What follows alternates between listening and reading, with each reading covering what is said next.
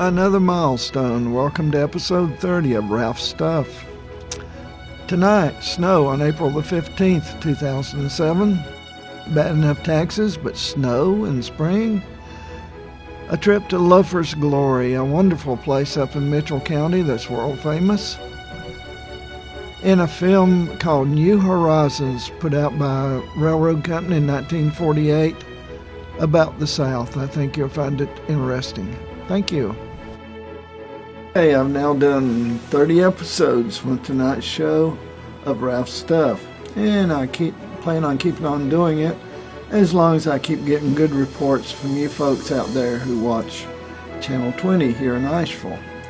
Tonight we have some interesting stuff. We have snow on April the 15th, snow in spring, rather unusual, and we have a visit to Loafer's Glory, a wonderful place that I am very much qualified to visit. And we also have a 1948 film from a railroad company. April the 15th is normally associated with taxes and spring here in the mountains of western North Carolina. But this year on April the 15th, 2007, it was cold and it was snowing. In fact, this whole April to date has been far more wintry than anything approaching spring as one would expect at this time of year. As we watch snow here on the farm out in Alexander near Asheville. And it's coming down pretty good, and there's a very, very cold wind also. The wind chill factor is really down. That's the Lieutenant Colonel featured in Rapid Ralph Runs the Roads. So we look from my office at my house, and now that the warehouse for one of our businesses, my apple tree, which will probably have no apples on it this year because of the freezing and freezing temperatures. It's a maple tree to the left of the apple tree. And using the pavement in my driveway as a background, you can really see the snow. And we're looking up towards the church on top of the hill. A lot of snow coming down, that's for sure. My little Bartlett pear tree, it bloomed, but the blooms were gone by the time the really cold part of the weather came along. So it's probably okay. The maple trees, at least the smaller ones, seem to be showing discretion as the better part of value because they hadn't started really budding out yet. So I think they're going to wait. It's my neighbor's house. Snow against the pine trees across the road.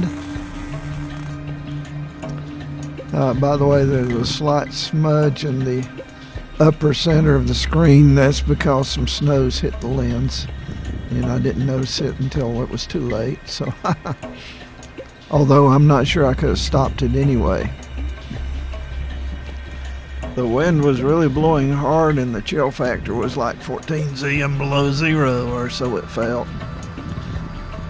But one day we'll have summer. I suspect it's going to be next year, but who knows? So in the meantime, enjoy the snow. Loafer's Glory is a wonderful place. It's a town in a small wide place in the road in Mitchell County, North Carolina, but it is actually world famous. Now, Loafer's Glory was named by the women of the town back years ago who felt that the men were just not working hard enough and they were loafing. So they called and sitting around on the bench in front of the old general store, and so they named the place Loafer's Glory. And it's located just below Bakersville, North Carolina, on Highway 226 here, which goes on over into Tennessee. But I like it. I've been up here a number of times before. I've sat on the bench in front of the store, and I feel that I'm totally qualified to do so. Now, Loafer's Glory is not a place you get to without some practice. You need to sit out in the front porch on your rocking chair and just take it easy and sort of let things go by you. And then eventually you'll become qualified for Loafer's Glory. Now, there is a number of people saying they can do that by just sitting and watch on the couch and watching TV. But that requires far too much effort, because you occasionally have to use your finger to tap the channel selector on your remote, and you certainly have to keep your eyes moving as you watch action on TV. So that's not the path to Loafer's Glory. Let me tell you, you need to sit out in the front porch on your rocking chair. If you don't have a front porch, at least sit out in the yard in your rocking chair. If you don't have a rocking chair, well, you just don't have the right attitude to get up to Loafer's Glory. So you want to listen to me here now. I'm telling you how to do it.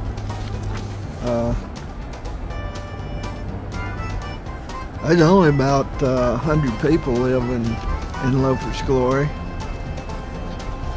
but we're coming to it pretty soon here. You can see we're on Highway 226, and we're 10 or 15 miles from, here we go, Loafer's Glory, North Carolina. You're seeing it in all its glory. I told you it wasn't a big town. They don't have the bench out right now. This was done back in January, so it's I can't show you that. We'll come back in summer when all the vegetation's out and they have the bench out there where you can sit, and we'll just sit and we'll rest a spell. In the meantime, you can be practicing up. Don't do nothing. That's it. Just practice doing nothing, and you'll be ready for Loafer's Glory. Now we're moving on down the road here towards Red Hill, another one of those big metropolises here in Mitchell County, just like Loafer's Glory that we passed through, and Beulah-Dean and some others that are worth noting. I have a cousin that lived in Beulah-Dean, I believe. His name was Bozo Burleson. And back during the 1950s, Bozo was a professional wrestler and pretty well known. He had a name around the South. And he wound up running for governor of North Carolina three times. Never came anywhere close to getting elected. So he gave that up and he tried running for president. This was back in, I guess, the 1960s sometime, if I remember correctly. And Bozo didn't win that either. But with a name like Bozo, it's probably a little hard to be taken seriously to be president. Well, I don't know. Judging by some of the people we've elected in recent years. We elected Bubba, why couldn't we elect Bozo? I'd like to have a close relative in the White House. Although he was a distant cousin, but he's closer than, say, Bubba. Anyway, onward and upward. Mitchell County, of course, is located in the western part of North Carolina. As of 2000, the population was 15,687. It's a small mountainous county, doesn't have a lot of people in it. Bakersville's the county seat. And Mitchell County is one of the few dry counties in North Carolina. I think there's, I believe there's 5. Clay, Graham, and Yancey County and Madison counties are the others, all up here in western North Carolina. Can't buy no drink in Mitchell County. Mitchell County was formed in 1861 from parts of Burke County, Caldwell County, McDowell County, Watauga County, and Yancey County. It was named for Dr. Elisha Mitchell, who was professor of mathematics and chemistry and geology and mineralogy at the University of North Carolina from 1818 until his death in 1857. Now, Dr. Mitchell, of course, is buried on top of Mount Mitchell, which is also named for him, and was the one who proved that Mount Mitchell was the highest point in eastern America, which is located very close to Asheville. We did a trip here on Rapid Ralph Runs the Roads a few weeks ago that took you to Mount Mitchell and back. So it was That was a very good trip, as is this one. Now, Loafer's Glory is, what's a state of mind, really, that if you won't get into it, you don't have to do a whole lot. But rocking chair helps you, believe me. That's a good adjunct to developing the philosophy and the endurance. You gotta have the endurance to sit there just for hours at a time doing nothing. You don't get that overnight. You gotta build up to it. Just like an Olympic champion or a boxer training for a fight and everything. They work real hard for a long time to get up to their peak. Well, here's the thing about it. You don't work hard to get to your peak to go to Loafer's Glory. You don't work at all, and that's hard for a lot of people. They can't sit still without moving. They got to move around, and that's their downfall. They just disqualify themselves for Loafer's Glory. As we turn onto Highway 197, Karen gets a little confused here. Highway 197. But anyway, that's Loafer's Glory. Work hard. Don't work hard, and you'll get there. Thank you. Continue 11 miles on Highway 197. I got it, Karen. Thank you.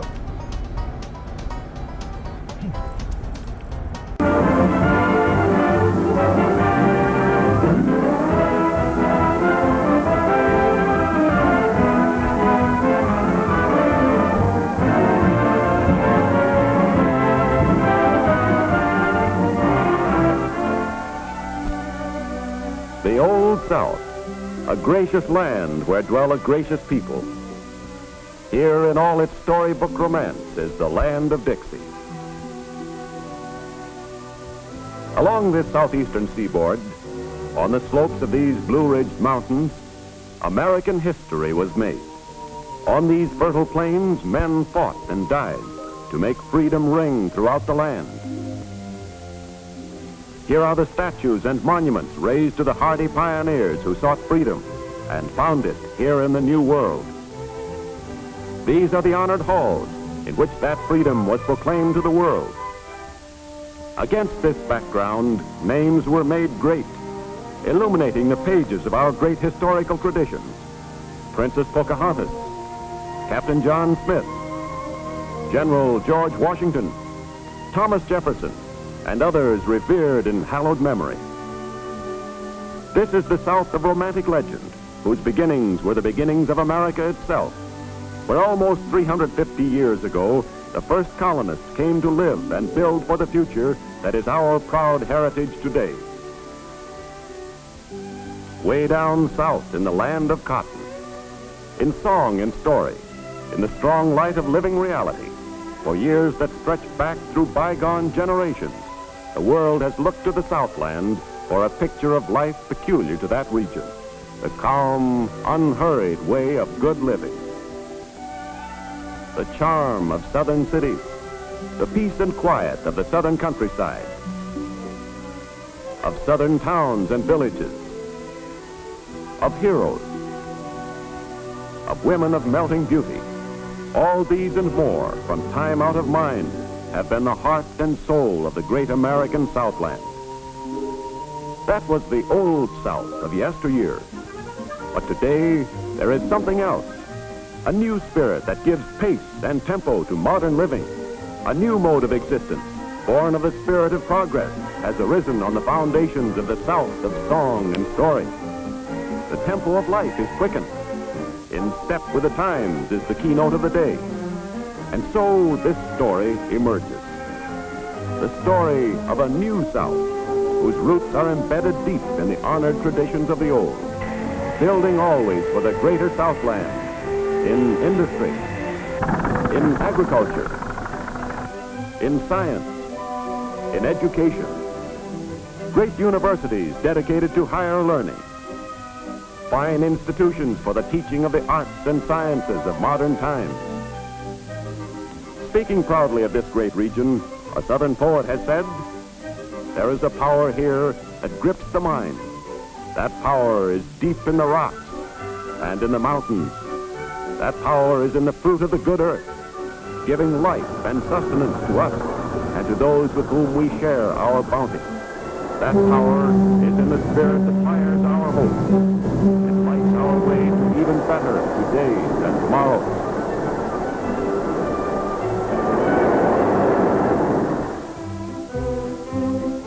The wealth of a nation, or any part of that nation, is measured by its natural resources, its industries, its distribution facilities, its people. This southeast corner of our nation is blessed more than most with the riches of a fertile soil and mild climate, untold wealth in minerals and forests, and a vast network of modern transportation.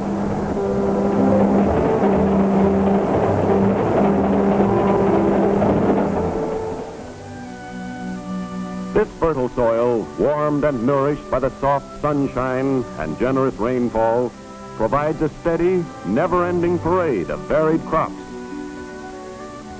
Florida oranges and grapefruit, pre-ripened, bursting with health-giving qualities of this soil and sun, shipped to the tables of the nation and the world. Luscious peaches and juicy watermelon sent to every corner of this land of ours. Vegetables in great abundance and amazing variety from the lush soil of the southeast for the markets and tables of the nation. Tobacco from the time of Sir Walter Raleigh to this day, a product of prime importance to the economy of this region.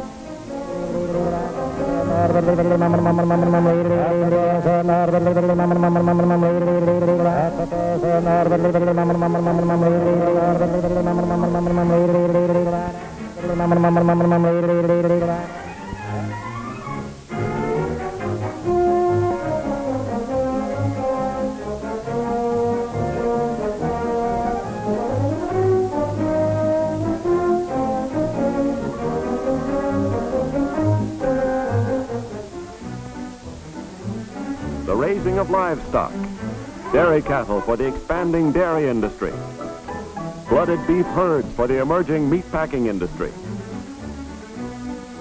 hogs, poultry, assuming greater and greater prominence in the economy of this region, their value measured in millions of dollars. Cotton, once the foundation of Southern economy, today still the principal crop of the agricultural South. These are the words of Henry W. Grady, a great Southerner, in speaking of cotton. It is the heritage that God gave us when he arched our skies, established our mountains, girt us about with the ocean, tempered the sunshine, and measured the rain, ours and our children's forever. Fused with the widespread agricultural activities of the Southland is the rapid industrial growth of the region, not only in basic heavy industry, but also in other fields that have become a vital factor in the pattern of modern industrial development. Industry must have raw materials, either close at hand or within easy shipping distance. What has the Southeast to offer along these lines? Iron ore and coal from the same fields, an unbeatable combination for industrial utilization.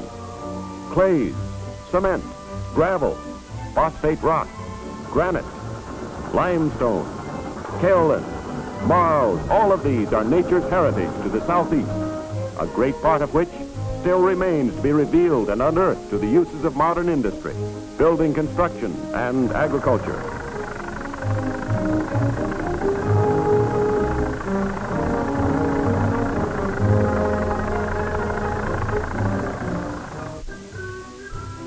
Now a glimpse of another great natural resource, the forests of the South, the most extensive in the country, an asset of tremendous importance to the nation.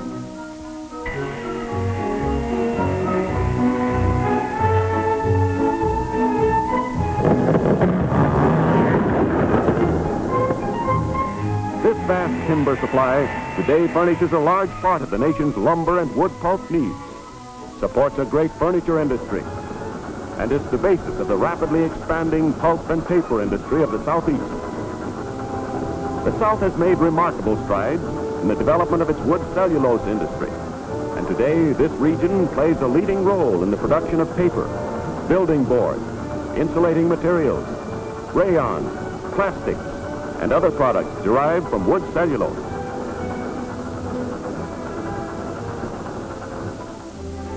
The manufacture of textiles is one of the country's great and ever-expanding industries.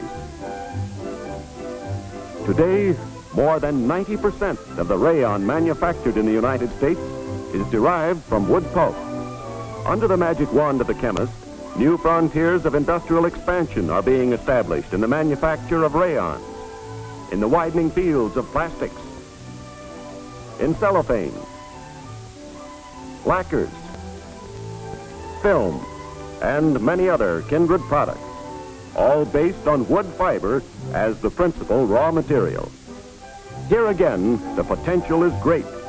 The opportunities for building are at hand, ready to be grasped and utilized for the betterment of life today and tomorrow. The world's principal supply of naval stores is in the Southeast. Longleaf and slash pine trees are tapped for the crude gum from which turpentine and various oils are distilled. The spirits of turpentine distilled from the gum and the rosin or residue are shipped to world markets for uses ranging from medicinal to the manufacture of rubber and plastics, from the making of paper to the manufacture of textiles. Crucial to the expanding economy of the South, as it has been to the historical and industrial development of the country as a whole, is adequate rail transportation. For more than 100 years, the common denominator of American industry, and today a vital part of American progress. As the railroads grew in strength, so the country grew. The history of one was the history of the other. Railroads and nations, each growing in size and power, each dependent on the progress of the other. Through those formative years and into the modern era, the Seaboard Airline Railroad has kept pace with the march of progress, blazing new trails for the advance of agriculture, industry, and the arts of modern civilization, forming an important link in the great steel web within which American life and economy operate. Today, the Seaboard Airline Railroad forms one of the nation's leading railway systems, with main lines through Virginia, the Carolinas, Florida, Georgia, and Alabama, serving the capitals of each of these states, their seaports and inland resources, their principal cities and vacation resorts, operating as a powerful, smoothly functioning connecting link between the Southeast and the rest of the nation. A railroad's importance to the communities which it serves is almost immeasurable. Its passenger trains afford luxurious comfort, safety, and convenience to the traveler.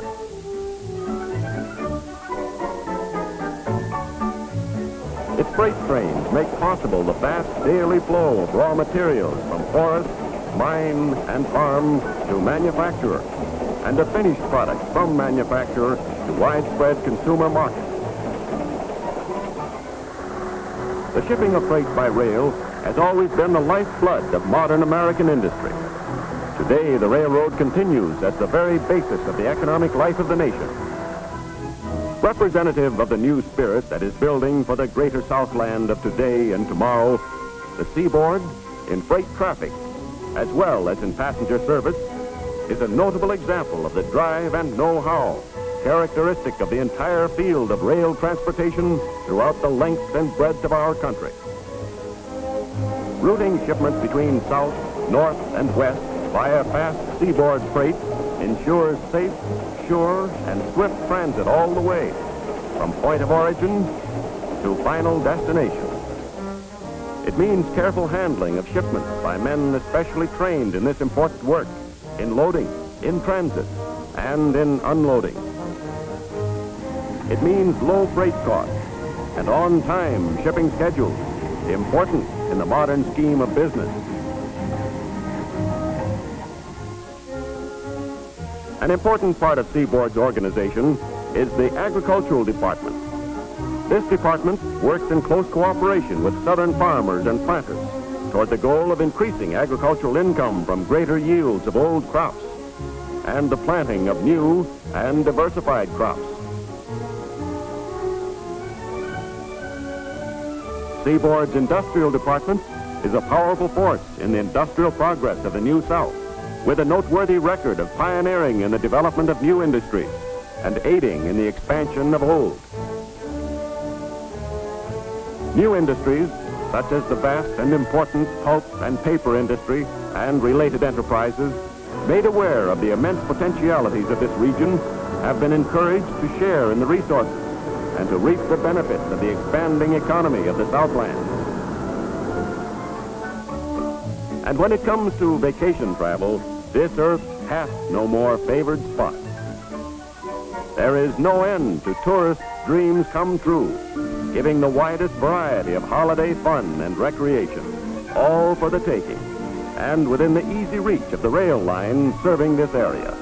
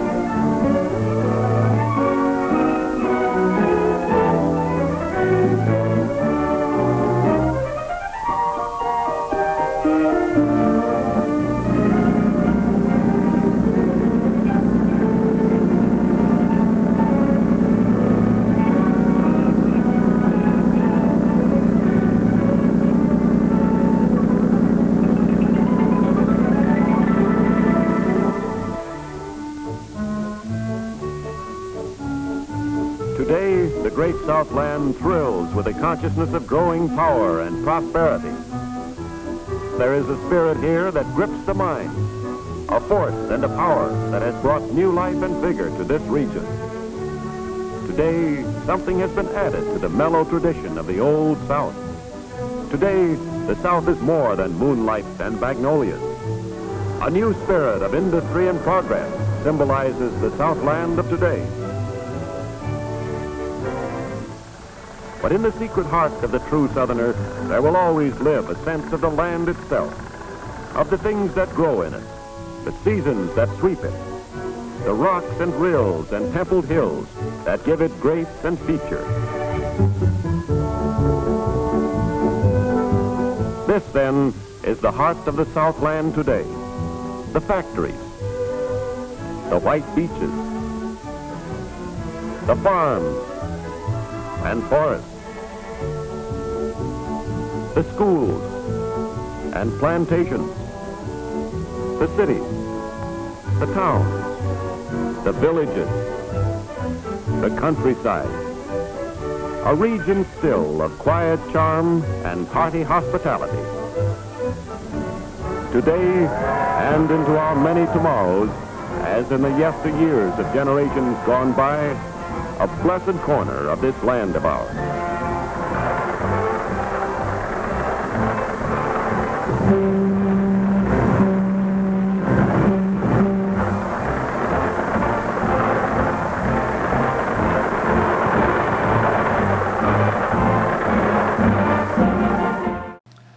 Go to ralphwroberts.com to see this show again.